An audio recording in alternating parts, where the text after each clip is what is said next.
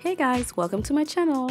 In this video, I will share with you how I make yellow rice. So for this recipe, I used jasmine rice, coriander seeds, bay leaves, salt, cumin seeds, anise seeds, and turmeric powder. I like to use whole seeds and blend them using my pestle and mortar like I'm doing here, but to make it easier for yourself, you can also get the powdered versions of the spices.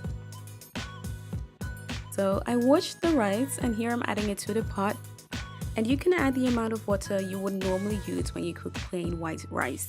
Here I'm adding turmeric, add the rest of the spices, and add salt. The turmeric is mainly for the color, and I'm adding the rest of the spices for their flavor. Give it a mix, add some bay leaves, and proceed to cook it as you would normally cook your rice.